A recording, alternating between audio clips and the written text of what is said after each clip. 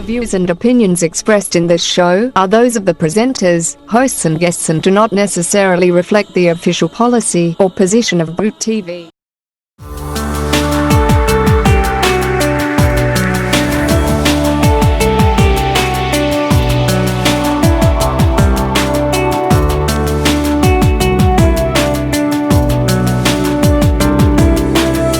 अस्सलाम वालेकुम वोक टीवी के तमाम व्यूवर्स, उम्मीद है आप सब खैरियत से होंगे। मैं हूं मुबशर मुस्तहसन और वोक टीवी आपके लिए लेके आया है अदबी नशस्त। इस सिलसिले में जो शख्सियत आज हमारे साथ मौजूद हैं, इनका ताल्लुक कराची से है। इनके लिए मैं एक ही बात कहना चाहूँगा कि वो करें बात तो हर लफ्ज़ से खुशबू आए, ऐसी बोली वही बोले जिसे उर्दू आए। बहुत ही मुनफरिद अंदाज में शायरी करती हैं और इनका अंदाज़ बयां भी मुख्तलिफ है, ज़मीन भी अपनी है। और जैसे आपको इल्म है कि ख़वातीन शुरा की तादाद इतनी नहीं है और इस हवाले से भी इनसे बात होगी। तो आज हम जिस शख्सियत से आपको मिलवा रहे हैं, इनका नाम है सायमा इसहाक। अस्सलाम वालेकुम सायमा, कैसी हैं आप? वालेकुम अस्सलाम, अल्हम्दुलिल्लाह बिल्कुल ठीक। जी, बहुत खुशी हुई आपसे बात करके। आपसे इससे पहले भी बात हो चुकी थी, लिहाजा थोड़ा बहुत आपके बारे में मालूम था। सैम, तमाम चीज़ों से पहले मैं ये जानने की कोशिश करूँगा कि जैसे हम सबको पता है कि शायरी के अंदर जो ख़वातीन शुरा हैं, इनकी तादाद हमेशा से कम रही और ये अभी से नहीं, शुरू से रहा। तो ऐसे क्या अवामिल हैं जिनकी वजह से ख़वातीन शुरा जो हैं वो इतनी ज़्यादा नज़र नहीं आती, या इसके पीछे दीगर अवामिल भी मौजूद हैं जिनकी आप वजाहत कर सकेंगी बेहतर तौर पे? सबसे पहले तो वॉइस ऑफ यूके टीवी का बहुत बहुत शुक्रिया कि आप लोगों ने मुझे यहाँ मदऊ किया, और उसके बाद तमाम नाज़रीन को बहुत आदाब। और फिर आपके सवाल की तरफ आती हूँ मैं कि हमारी जो ख़वातीन हैं, बस आप जितने भी शोबा है ज़िंदगी हैं हमारे यहाँ, आप देखिए उन सभी में ख़वातीन की तादाद आपको कम ही नज़र आएगी। और अदब चूँकि एक ख्वास का जो है वो मशगला रहा है, या ख्वास की दिलचस्पी उसमें रही है, वैसे भी कम ही लोग हैं जो अदब की तरफ राइज होते हैं, तो उसमें ख़वातीन का उतना ही हिस्सा है जितना दीगर शोबा है ज़िंदगी में ख़वातीन का हिस्सा है। लेकिन ऐसा भी नहीं है कि ख़वातीन अदब में शामिल नहीं है। मेरा ख्याल है कि चाहे नारी हो या शायरी हो, ख़वातीन ने कहीं ना कहीं अपना हिस्सा जो है वो उसमें डाला है, कहीं कम कहीं ज़्यादा, लेकिन वो मौजूद हमेशा रही हैं ख़वातीन। तो आपको पता है कि हमारे यहाँ इंडो पाक कल्चर जो है उसमें ख़वातीन के ज़िम्मे बहुत सारी ऐसी चीज़ें होती हैं जिसकी वजह से वो अपना जो है वो पूरा जो है एक क्या कहना चाहिए उसको, कि पूरी तरह इन्वॉल्व नहीं हो पाती हैं हाथ में, तो उसके लिए उनको ज़ाहिर है वो घर भी देखना है और उसकी दीगर जिम्मेदारियां होती हैं। तो बहुत सारी ख़वातीन जो हैं वो शायरी कर तो रही होती हैं, लेकिन वो सामने नहीं आती, नसर निगारी कर रही होती हैं लेकिन सामने नहीं आती, लेकिन मौजूद हमेशा होती हैं और हर दौर में मौजूद रही हैं। बहुत बहुत शुक्रिया। तो सामा, इस हवाले से फिर एक नया सवाल पैदा होता है कि अगर हम माजी या हाल में देखें तो जो ख़वातीन की तादाद रही वो शुरू से कम रही, लेकिन जितनी भी ख़वातीन सामने आई उनका एक मुनफरिद अंदाज था। क्योंकि ये अदब के अंदर जो मुझे लगता है ऐसा कोई डोमिनेटिंग सिस्टम नहीं है कि मर्दों को फौकियत है औरतों पे या औरतों को फौकियत है। ये सिर्फ एक जस्तजू, एक जस्त आपके अंदर हो किसी भी हवाले से, चाहे वो मर्द हो चाहे औरत, तो उसका जो इजहार है वो किसी भी सिंफ में किया जा सकता है। ख़वातीन राइटर्स भी हो सकती हैं, ख़वातीन नक़ाद भी हो सकती हैं, ख़वातीन दानिश्वर भी हो सकती हैं, ये रहा है। लेकिन मेरा सवाल ये रहा कि शनाख्त के हवाले से जो पजीराई मिली ख़वातीन शुरा को इन पास्ट, वो उनकी मुनफरिद अंदाज पे मिली। तो क्या उन्हें कुछ खास करना पड़ता है, कुछ खास ज़मीन ईजाद करनी पड़ती है अपने आप को दूसरों से मुनफरिद करने के सिलसिले में, या उनके पास कुदरती तौर पे ये सलाहियत मौजूद है कि वो लफ्ज़ को अच्छी तरह परो सकती हैं? देखिए, मेरी ज़ाती राय ये है कि चाहे मर्द हो या औरत हो, جو فن کے لفظوں کا نور ہے، یہ اللہ کی طرف سے جب تک سینے پہ نازل نہیں ہوتا اس وقت تک کچھ بھی آپ تک بہت خوب مطلب بات کی. جوڑ کے ہو سکتا ہے کہ کچھ بن جائے، لیکن جب تک عطائے ربی نہیں ہوتی اس وقت تک تخلیق نہیں ہوتی. اور یہ معاملہ مردوں کے ساتھ بھی ہے، یہ معاملہ عورتوں کے ساتھ بھی ہے. حضرات جو اتنی بڑی تعداد میں موجود ہیں، ان میں سے کتنے لوگ ہیں جو اپنی شناخت بناتے ہیں؟ ظاہر سی بات ہے قائم کر وہی سکے. بالکل. لوگ اپنی شناخت جو عادیت بھی قائم کرتے ہیں، جو اپنے اندر سے لے کر آتے ہیں. کیونکہ ذات میں ہر شخص انجمن ہے، تو جو اپنا آپ اندر سے باہر لے کر آتے ہیں وہی لوگوں کو یاد رہ جاتے ہیں. جو دوسروں کے ساتھ ایک مطابقت قائم کر پاتے ہیں وہی لوگ موجود رہ جاتے ہیں. ان میں خواتین بھی ہیں، ان میں حضرات بھی ہیں. اب بھیڑ چال میں چاہے حضرات چلیں چاہے خواتین چلیں، چاہے حضرات کو فالو کرتے ہوئے ایک بھیڑ چال میں چلنا شروع کر دیں، یا خواتین کسی خاتون شاعرہ کو جو ہے ان کی پیروی میں اگر چلنا شروع کر دیں، تو پھر ان کو لوگ کیوں یاد رکھیں گے؟ وہ اسی کو یاد رکھیں گے جس کی ہم پیروی کر رہے ہیں، کیونکہ وہ ایک اپنے فن میں بالکل. کمال ایک یکتا ہو گیا. تو اگر ہم اس کے پیچھے ہی ہوں. چلتے رہیں گے تو ہم نے ایسا کیا کیا جو ہمیں یاد رکھا جائے یا ہمیں پڑھا جائے؟ تو ہمیں کچھ کھانا ہوگا. سائمہ اسحاق ہے ایک، اس میں کیا انفرادیت ہے؟ ورنہ کسی کو کیا غرض ہے کہ وہ پھر اس کو پڑھے جس کی میں پیروی کر رہی ہوں. اس سے بہتر تو وہ ہے. بالکل. بالکل. بالکل. بہت معقول جواب آپ کی جانب سے آیا. تو اس سے مراد یہ ہوئی کہ شاعری ہر کوئی کر سکتا ہے، آپ پسند کسی کو بھی کر سکتے ہیں، لیکن جب آپ بیان کریں تو اپنی زمین میں بیان کریں، اپنی سوچ کو بیان کریں، بجائے اس کے کہ آپ کسی کو فالو کرنے کے چکر میں اپنی زمین کو کھو دیں. تو اس حساب سے جب میں نے آپ کی شاعری یوٹیوب پہ سرچ کی اور آپ کو سنا، تو مجھے ایک جو انداز مختلف لگا کہ آپ کا لفظ کا چناؤ اور اس حساب سے جس حساب سے آپ کی زمین ہے اس میں اگر اس کا ایک جائزہ لیا جائے تو اس کے اندر میں کسی اور شاعر کو نہیں دیکھتا. آپ کو سنتے ہوئے یا آپ جب شاعری کر رہی ہوتی ہیں تو اس وقت مجھے کسی بھی شاعر کا ذہن میں خاکہ ترتیب نہیں ہوتا. تو وہ ایک انفرادیت ہے آپ کی شاعری میں جو آپ کو منفرد کر رہی ہے. لیکن جہاں تک بہت بات رہی نئے شعرا میں نے ایک چیز کا فقدان دیکھا کہ الفاظوں کا ذخیرہ نہ ہونا، پھر دوسرا مطالعے کی کمی، پھر دوسرا آپ کچھ بھی کہہ لیں تو وہ شعر ہو جائے، تو ایسا بھی نہیں ہے. تو اس حوالے سے بہت ساری چیزیں ہیں جن کو ملحوظ خاطر رکھنا ضروری ہے کسی بھی اس شخص کے لیے جس کے اندر یہ جستجو ہو کہ اس کو کچھ لکھنا ہے، اس کو شاعری کرنی ہے. تو شاعری کے لیے مطالعے کی اہمیت کیا ہے؟ شاعری کے لیے صرف شاعری کو پڑھنا ضروری ہے یا ادب کی دوسری صنف کو بھی رجوع کرنا ضروری ہے، جیسے افسانہ نگاری ہو گئی، جو ادیب حضرات ہیں جو تنقید نگاری ہے؟ کیونکہ جو تنقید کر رہے ہیں وہ آپ سے یا تو زیادہ جانتے ہیں یا ان کو زیادہ پتہ ہے. لیکن اب تنقید کا بھی یہ معیار طے کرنا پڑے گا کہ جو تنقید کر رہا ہے اس کی اپنی معلومات کس حد تک قوی ہے، وہ کس حد تک آپ کو ہدایت دے سکتا ہے. کیونکہ ہمارے یہاں کچھ نقاد ایسے بھی آ گئے ہیں جن کی گرفت خود مضبوط نہیں ہے. تو اگر میں خود استاد بنوں گا اور میرا بیک گراؤنڈ نہیں ہوگا تو obviously پھر مجھے فالو بھی نہیں کیا جائے گا. تو اس حوالے سے میں نے یہ دیکھا، جس طرح میرے والد محترم ڈاکٹر محمد علی صدیقی پاکستان میں تقریباً 50 سال ان کا ایک سفر رہا لٹریچر کے حوالے سے، مشہور نقاد رہے، بہت سارے ایوارڈ ملے. تو جو ان کی محفل میں لوگ آتے تھے، میں نے اندازہ یہ لگایا کہ جو نئے شعراء آتے تھے ان کو یہ نہیں تھا کہ ان کو وہ جگہ نہیں ملتی تھی جو ملنی چاہیے، ان کو وہی مقام ملتا تھا جو ان کے برابر میں بیٹھے ہوئے جس طرح جان ایلیا ہیں، ان کے ساتھ کوئی نئے شعراء آئے ہیں تو ان کو وہی عزت دی جاتی تھی تاکہ ان کے اندر ایک جذبہ پیدا ہو. لیکن اس طرح کا ایک نرسری سسٹم میرے خیال سے اب موجود نہیں ہے شہر کراچی میں، خاص طور پہ کہ جہاں آپ ایک جگہ جمع ہوں، اپنی رائے کا اظہار کریں، کچھ ایسی بات کریں جو منفرد ہو، آپ کے پاس کچھ نئے خیال آئیں. کیونکہ اکیلے آدمی اگر آپ اکیلی جگہ پہ بیٹھیں گی تو آپ کی سوچ محدود ہو جائے گی. تو میرے خیال سے اس کے تخلیقی عمل کے لیے ایسی نرسریز کا ہونا ضروری ہے جہاں پہ آپ بلا جھجک جا سکیں اور اپنے آپ کو محفوظ محسوس کریں.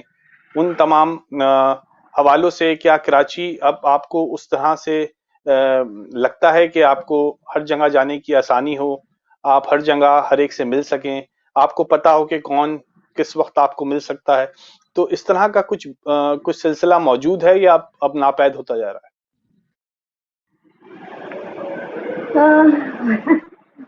میرے خیال میں تو اس طرح کا سلسلہ شاید کبھی بھی موجود نہیں تھا, کیونکہ ہمارے یہاں جس طرح کہ آپ نے ذکر کیا کہ ایک نرسری سسٹم ہونا چاہیے, تو نرسری سسٹم تو اسکول کالج تعلیمی اداروں سے شروع ہوتا ہے, تو ہمارے پاس ایک اس کا کوئی باقاعدہ پلان ہی نہیں ہے ہمارے یہاں پہ.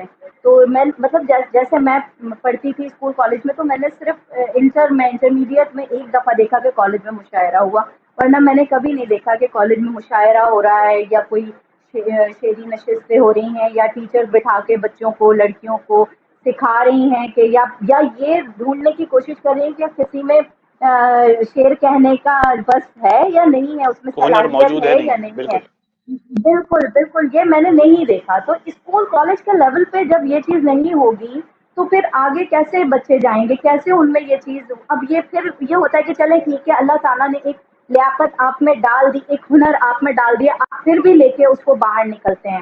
مطلب آپ کی وہ تو نہیں کی گئی, آپ کو پالش تو نہیں کیا گیا, لیکن آپ میں صلاحیت تھی, آپ الٹا سیدھا کہتے کہتے آپ باہر نکلے. لیکن جب آپ باہر آتے ہیں تو پھر اس طرح کا کوئی جگہ یا جگہ ہے تو ہے, اکیڈمی ادبیات بھی ہے, آرٹس کونسل بھی ہے, لیکن وہاں پہ اس طرح کی کوئی چیزیں نہیں ہیں کہ وہاں پہ نوجوان جا کے بیٹھیں تو ان کی تربیت ہو.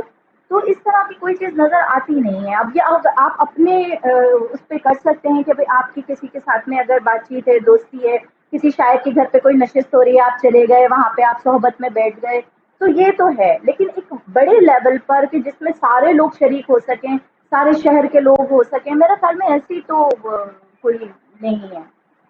اور کراچی جب بہت ہی اتنا اچھے بڑا نقطے. شہر ہے, یہاں پہ فاصلے بالکل. بہت زیادہ ہیں, فاصلے اتنے زیادہ ہیں کہ ایک جگہ سے دوسری جگہ آنا جانا مشکل ہے. تو کم از کم شہر میں سمجھتی ہوں کہ 3-4 جگہوں پہ ایسے پوائنٹس ہونے چاہیے جہاں پہ شوقین, باذوق اور سیکھنے کے جستجو جن میں ہے وہ لوگ آ کے وہاں بیٹھیں, اور پھر ساتھ میں سینئرز بھی بیٹھیں, اور پھر ان کی گفتگو سے سیکھیں, ان کے اشعار سنیں, ان کی نشست و برخاست دیکھیں کہ وہ اشعار میں کس طرح چیزیں لے کے آتے ہیں, اپنی تصحیح بھی کریں, ان کو سنیں بیٹھ کے.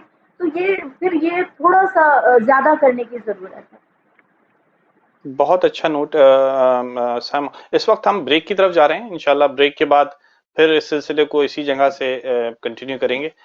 تو ناظرین, اس وقت ہمارے ساتھ سائمہ اسحاق صاحبہ موجود ہیں, بہت ہی منفرد شاعرہ ہیں. جیسے ہی بریک کا سلسلہ ختم ہوتا ہے ہم دوبارہ سے اس سلسلے کو اسٹارٹ کریں گے اور کوشش کریں گے کہ زیادہ سے زیادہ آپ کی شاعری سن سکیں اس دوسرے حصے میں.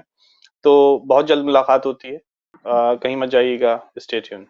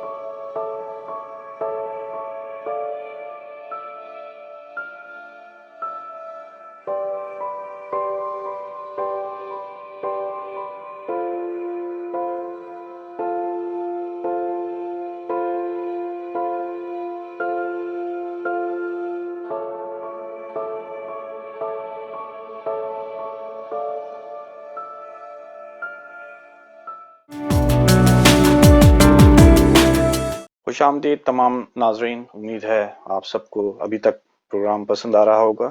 میں ہوں آپ کا ہوسٹ مبشر مستحسن, اور ووک ٹی وی آپ کے لیے لے کے آیا ہے ادبی نشست. آج جو شخصیت ہم نے مدعو کی ہیں ان کا تعلق کراچی سے ہے. منفرد زبان میں شعر کہتی ہیں, اور ان کے لیے یہ کہنا زیادہ مناسب ہے کہ ایک منفرد زمین کے ساتھ منفرد الفاظوں کا استعمال کرنا اور ایک نئی طرز پہ شاعری کرنا بہت مشکل ہے, لیکن اس ہنر کو بخوبی انجام دے رہی ہیں، اور ان کے لیے یہ کہا جا سکتا ہے کہ سلیقے سے ہواؤں میں جو خوشبو گھول سکتے ہیں، ابھی کچھ لوگ باقی ہیں جو اردو بول سکتے ہیں۔ تو سامہ، کیسی ہیں آپ؟ جی بالکل ساتھ آپ کو بتانا چاہوں گی کہ میری اب تک 2 مجموعہ کلام طبع ہو چکے ہیں۔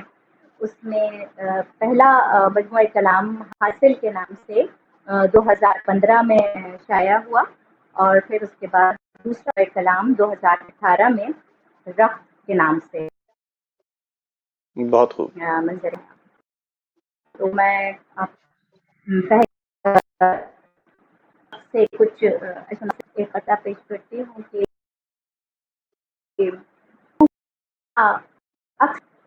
روح کا عکس بیچ لیتے ہیں، درد کا ہے، تم ہنر بیچنا نہیں سیکھے، لوگ تو نقص بیچ لیتے ہیں۔ تم ہنر بیچنا نہیں سیکھے، لوگ تو نقص بیچ لیتے ہیں۔ غزل پیش کرتی ہوں کہ کبھی خواہش سے رسد مانگنی پڑ جاتی ہے، کبھی خواہش سب ہے جیسے بے انت سے حد مانگنی پڑ جاتی ہے، کبھی خواہش بہت خوب۔ سے رسد میں پڑ جاتی ہے جیسے بے انت سے حد مانگنی پڑ جاتی ہے، اور یہ کڑا وقت ملا دیتا ہے مٹی میں انا، کیسے کیسوں سے مدد مانگنی پڑ جاتی ہے۔ بہت خوب، یہ بہت خوب۔ کڑا وقت ملا دیتا ہے مٹی میں انا، بہت شکریہ، کیسے کیسوں سے مدد مانگنی پڑ جاتی ہے، اور تیری دنیا کے ضوابط نے دکھایا ہے یہ دن، تیری دنیا کے ضوابط نے دکھایا ہے یہ دن، تیرے جیسوں سے سند مانگنی پڑ جاتی ہے۔ بہت خوب، بہت خوب، بہت خوب، لاجواب۔ تیری دنیا کے ضوابط نے دکھایا ہے یہ دن، تیرے جیسوں سے سند مانگنی پڑ جاتی ہے، اور بعد تیرے جو تساہل میں پڑے رہتے ہیں، سانس لینے کو بھی قد مانگنی پڑ جاتی ہے، اور بہت ہونے خوب۔ لگتے ہیں فرشتہ تو بشر رہنے کو، ہونے لگتے ہیں فرشتہ تو بشر رہنے کو، کوئی ایک عادت بد مانگنی پڑ جاتی ہے۔ بہت خوب، بہت خوب۔ اور بہت شکریہ۔ پھیر پڑ جاتے ہیں مرمر کے جیے جانے تک، پھیر پڑ جاتے ہیں مرمر کے جیے جانے تک، تو ہمیں روح ابد مانگنی پڑ جاتی ہے۔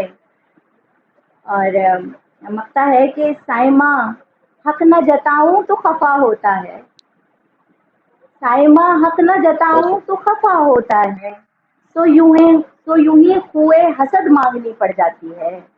بہت خوب، سائمہ بہت خوب۔ حق نہ جتاؤں تو خفا ہوتا ہے، تو یوں ہی خوئے حسد مانگنی پڑ جاتی ہے، یہ کڑا وقت ملا دیتا ہے مٹی میں انا، کیسے کیسوں سے مدد مانگنی پڑ جاتی ہے۔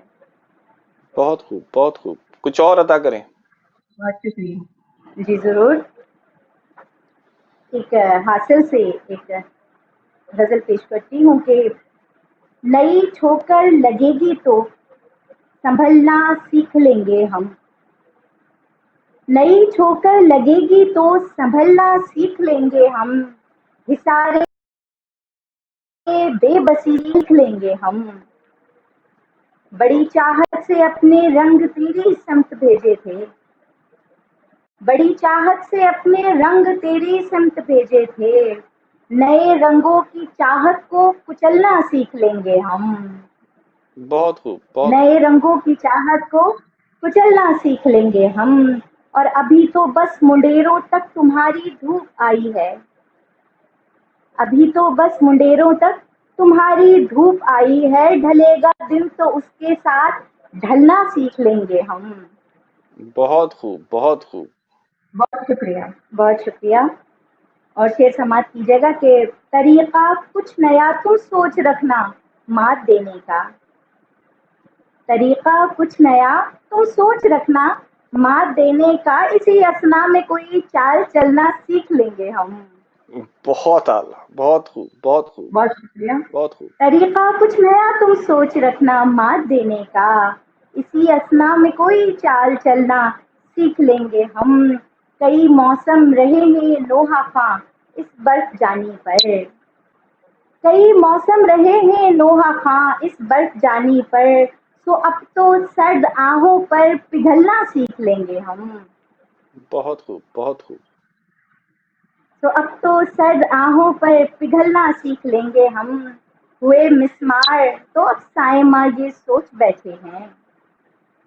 ہوئے مسمار تو اب ہیں سائمہ یہ ہوا سوچ کا بیٹھے. دش کر کے رخ بدلنا سیکھ لیں گے ہم. بہت بہت بہت ہوا کا بہت دش منفرد. کر کے رخ بدلنا سیکھ لیں گے ہم. نئی ٹھوکر لگے گی تو سنبھلنا سیکھ لیں گے ہم. اللہ سیکھ لیں گے ہم. سارے بے بسی سے بھی نکلنا سیکھ لیں گے ہم.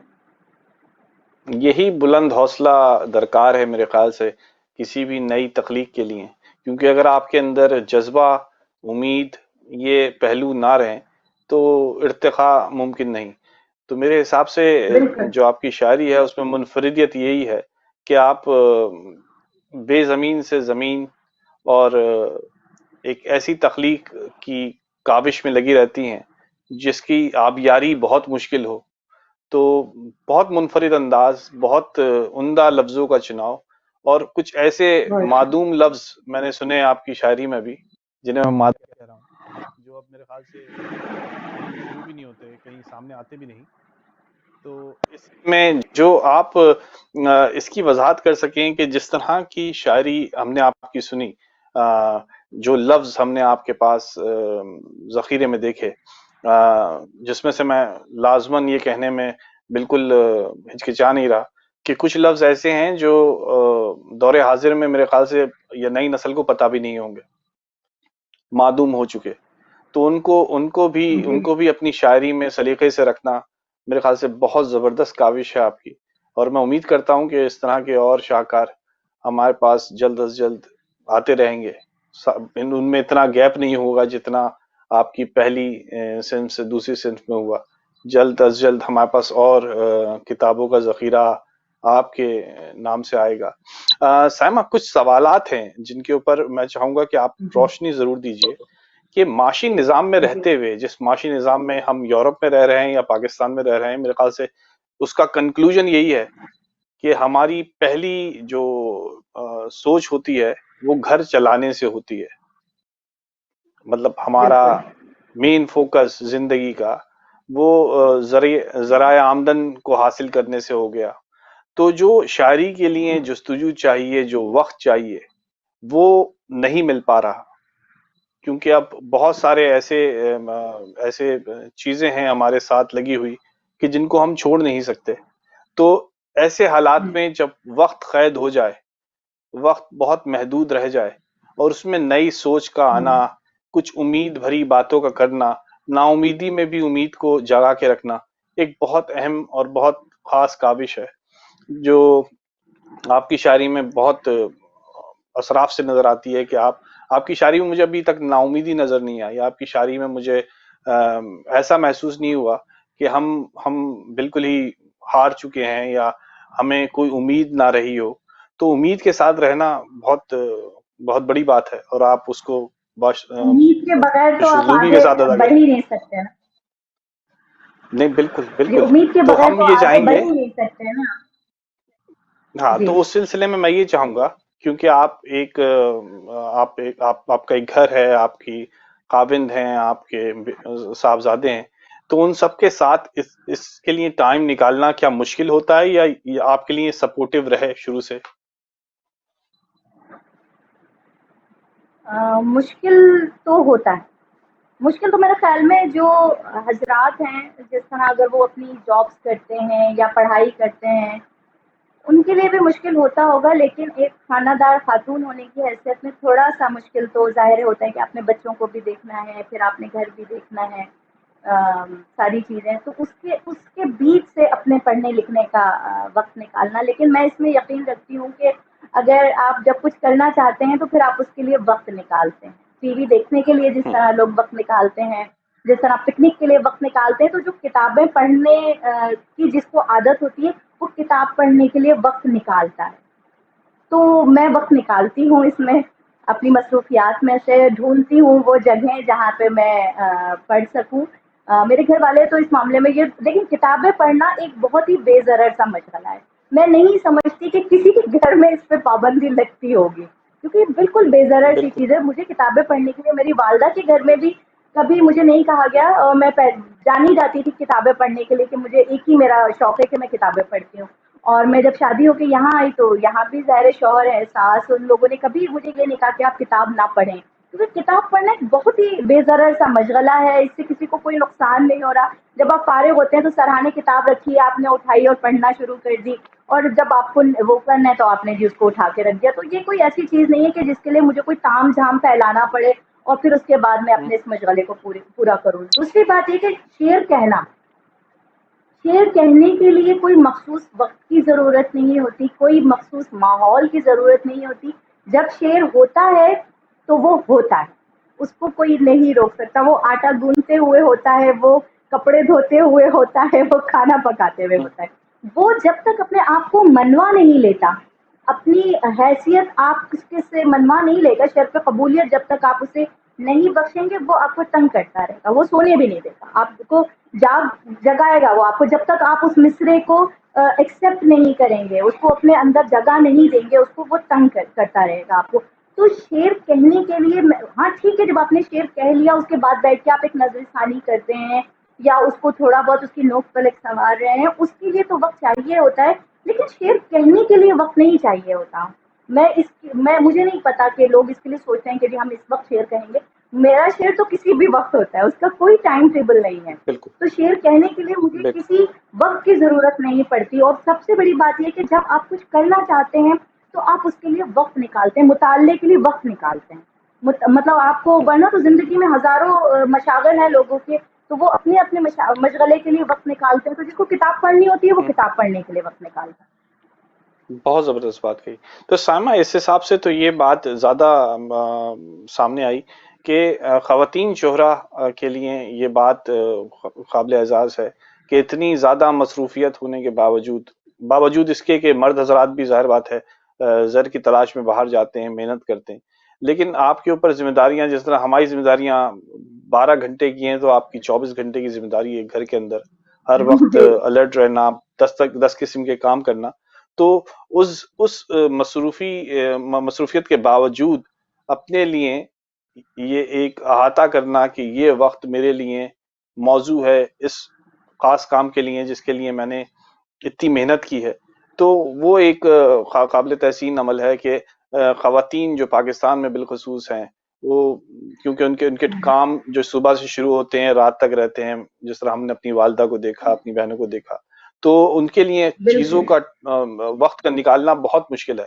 ہمارے لیے یہ آسانی ہے کہ چلیں ہم نے جاب کی، گھر آئے، اس کے بعد کہیں تھوڑا سستا لیے، کچھ بول لیا، کچھ کر لیا، تو اس کے بعد گھر آنے کے بعد جو آرامی کیفیت ہمارے اوپر ہوتی ہے وہ آپ کے اوپر نہیں ہوتی، خواتین کے اوپر. تو اس لحاظ سے اگر آپ کاوش کرتی ہیں تو وہ زیادہ قابل تحسین ہو جاتی ہے، کیونکہ اس کے لیے وقت نکالنا میرے حساب سے بہت بہت مشکل ہے خواتین کے لیے کہ وہ شاعری کریں، زمین میں کریں، اپنے الفاظ چنیں، ان الفاظوں کو ایک تناسب سے رکھیں، پھر ان کو شعر کہیں، پھر اس شعر سے غزل کریں.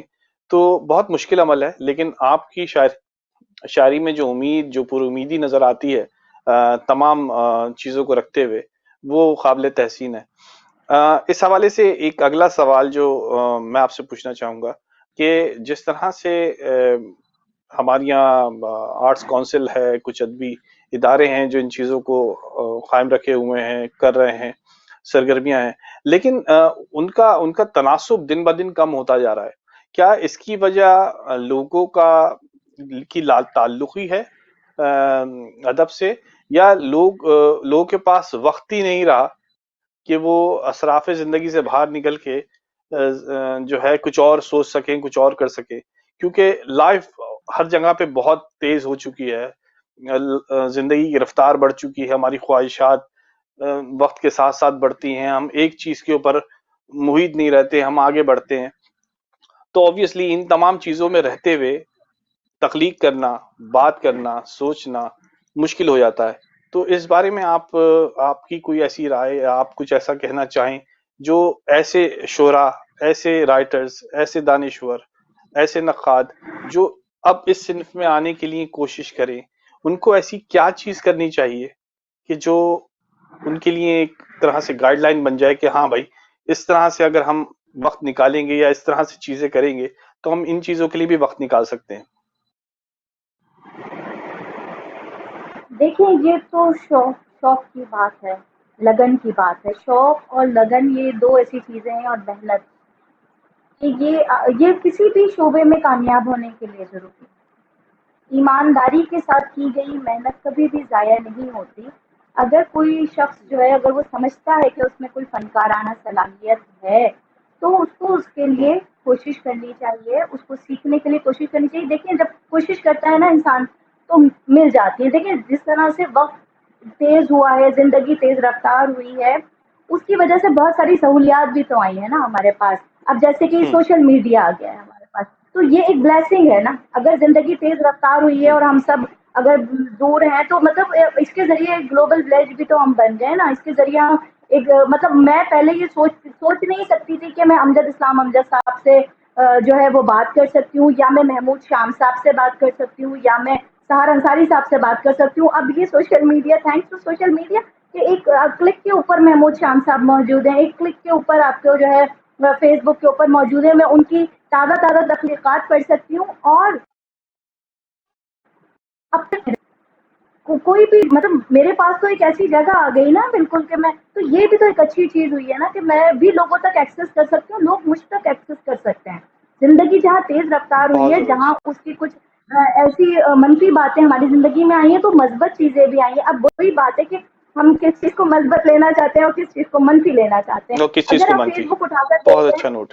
وہاں پہ شعرا جو ہیں ان کی بھرمار ہے، بے تحاشا شاعر ہیں، شاعرات بھی ہیں، اور بہت سارے لڑکے بھی ہیں، مرد شعرا بھی ہیں. ہم انہیں پڑھتے ہیں، ہم انہیں دیکھتے ہیں. ٹھیک ہے 100% لوگ جو ہے وہ نہیں ہوں گے، ان میں شاید کچھ اس طرح کے لوگ بھی ہوں جو کوشش کر رہے ہوں کہ ہم شاعر بن جائیں کسی طرح، لیکن اس جی میں بالکل اچھے لوگ بھی سائمہ، ہیں نا. اس ٹاپک وہ کے جب وقت گزرنے کے ساتھ. جی یہ میرا اگلا سوال بھی ہے، لیکن اس سے پہلے ہم اچھا ایک وقفہ لے لیں اور اس کے بعد آتے ہیں. تو میرا اگلا سوال آپ سے اسی نوعیت پہ تھا کہ آج کل جو آپ کو ہر طرف نئے شعرا نظر آ رہے ہیں، وہ اس کا کیا عمل دخل ہے، اس میں کیا ہے، اس میں کتنی سچائی ہے، کتنی صداقت ہے، اس بارے میں بات کرتے ہیں.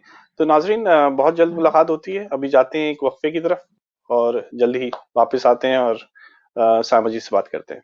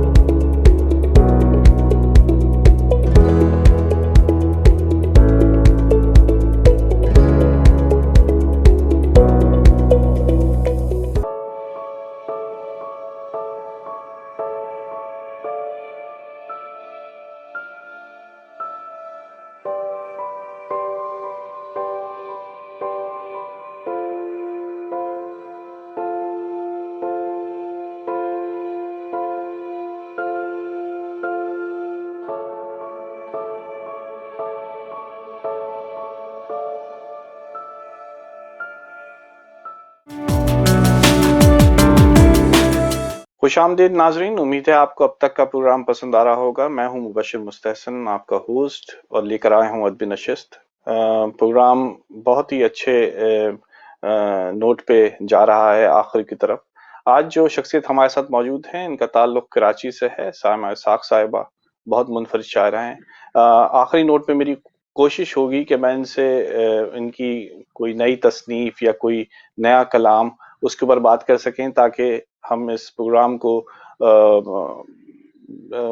اختتام کی طرف لے جائیں ایک اچھے نوٹ کے ساتھ، ایک اچھی شاعری کے ساتھ. اور کوشش یہ رہے گی کہ سائمہ اسحاق صاحبہ ہمیں مزید ان فیوچر ٹائم دے سکیں اور ہم ان سے یہی سلسلہ کنٹینیو رکھ سکیں. سائمہ جی کیسی ہیں آپ؟ جی بالکل ٹھیک ٹھاک. جی سائمہ جی، ابھی ہم یہی بات کر رہے تھے وقفے سے آنے کے بعد کہ شاعر کا ہونا کوئی ضروری نہیں ہے کہ کوئی بھی جو بھی 10 لفظ ملا سکے ایک صنف میں وہ شاعر بن جائے، لیکن اچھے شاعر کا ہونا اور اس सोशल मीडिया के दौर में रहते हुए जहाँ पे आपको हर क्लिक पे 10 शायर नजर आते हैं, उसमें से अच्छे शायरों को चुनना, अच्छी शायरी को चुनना, वो भी एक बड़ा हार्ड टास्क है किसी एक नए आदमी के लिए जो ये सोच रहा हो कि उसको इस सिन्फ में जाना है।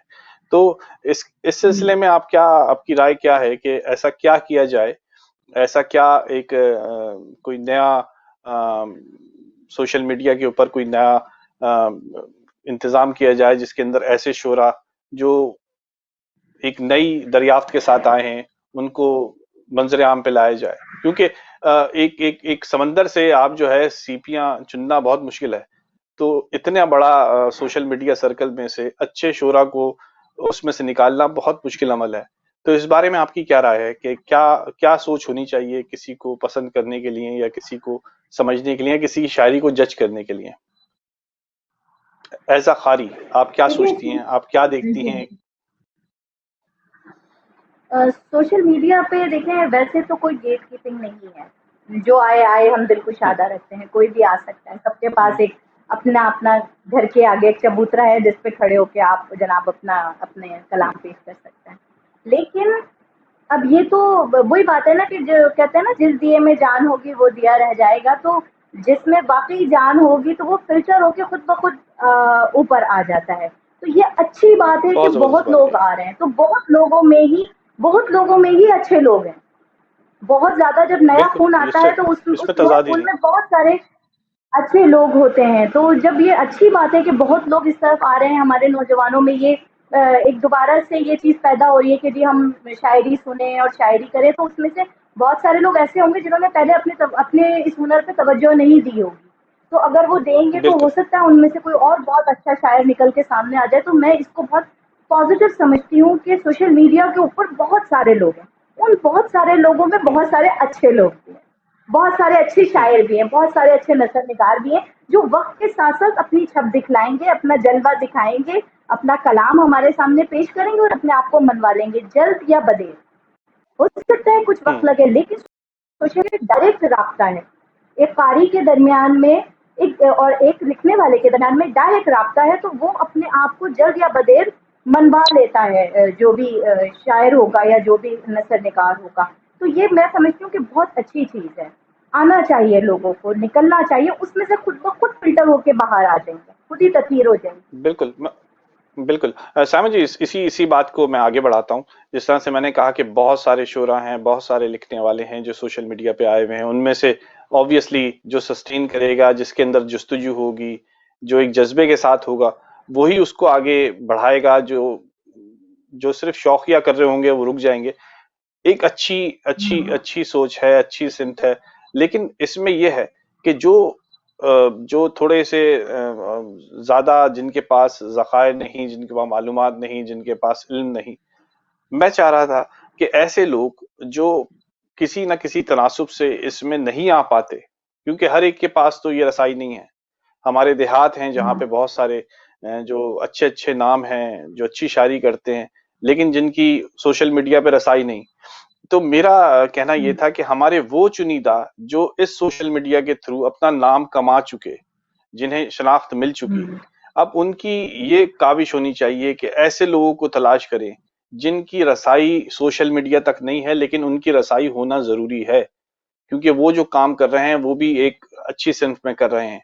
तो इस बारे में आपकी क्या राय है कि ऐसा क्या सिस्टम पेश किया जाए, ऐसा क्या किया जाए अपने आसपास के मतलब सराउंडिंग में रहते हुए हम क्या काम कर सकते हैं कि हम एक नई सोच, एक नई जो है जनरेशन को तालीम की तरफ, किताबों की तरफ दोबारा से रुग़बत दें, क्योंकि 90s से लेके 2010-15 तक जो नस्ल हमने गुजारी है या जिस नस्ल से हम गुजरे हैं, वो तो सिर्फ फसाद देखे हैं, जिन्होंने सिर्फ हड़तालें देखी हैं, जिन्होंने सिर्फ जलाओ गिराओ देखा है। तो वो तो हम उस नस्ल से हैं जिस नस्ल ने वो आबियारी नहीं देखी जो होनी चाहिए थी, ज़हनी नशोमा नहीं देखी। तो उसमें रहते हुए आप क्या सोचती हैं कि अगर आपकी शनाख्त हो चुकी है तो आप ऐसे लोगों को किस तरह से सामने लाएंगी जो सोशल मीडिया पे नहीं आ पा रहे? ये हमारी क्या काविश होनी चाहिए? देखिए, जो लोग सोशल मीडिया पे नहीं आ रहे और अगर वो شوق رکھتے ہیں تو وہ بھی کوئی نہ کوئی راستہ نکال لیتے. جب سوشل میڈیا نہیں تھا تو اوتاقیں ہوتی تھیں, چوپالیں ہوتی تھیں, بالکل.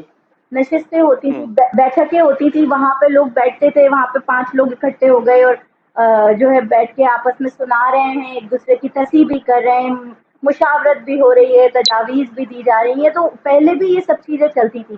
سوشل میڈیا تو ایک اضافی ہمارے لیے سہولت آ گئی ہے کہ جیسے اب ہم جیسی خواتین جو ہم گھر بیٹھے ہوئے ہیں تو ہمارے لیے ایک کھڑکی چھوٹی سی کھل گئی ہے اور اس کے ذریعے ہم پوری دنیا میں جو ہے اپنا کلام پیش کر سکتے ہیں. مشاعرے میں نہیں بھی جا رہے ہیں تو ہم سوشل میڈیا کے ذریعے اپنا کلام پیش کر دیتے ہیں. یہ ایک اضافی چیز آ گئی ہے, ورنہ جب سوشل میڈیا نہیں تھا اس زمانے میں بھی لوگ اپنا لوگ شاعری بھی کرتے تھے, باہر بھی نکلتے تھے, مشاعروں میں جاتے تھے, شعری نشستوں میں جاتے تھے.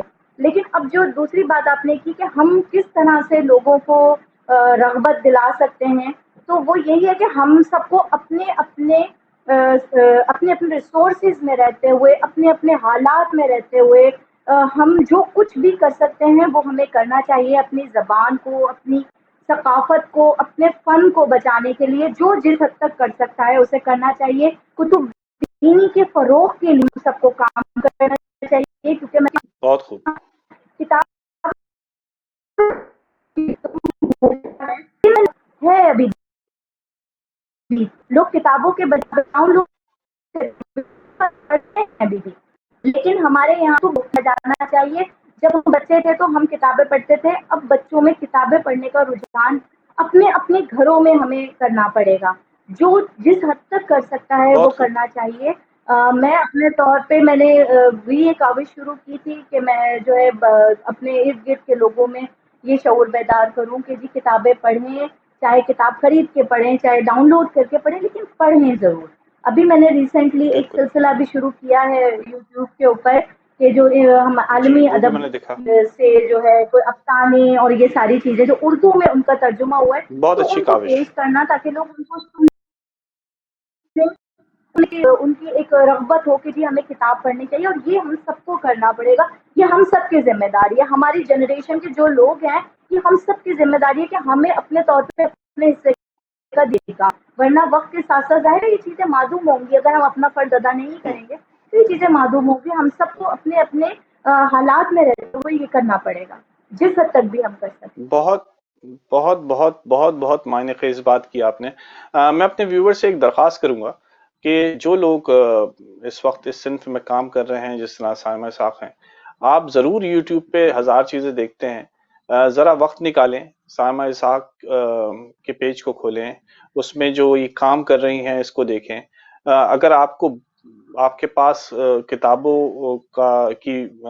کتابیں موجود نہیں ہیں تو پھر بھی کوئی شخصیت ایسی ہے جو آپ کو ان سے جو ہے انٹروڈیوس کرائے گی, ان کتابوں کے بارے میں بتائے گی.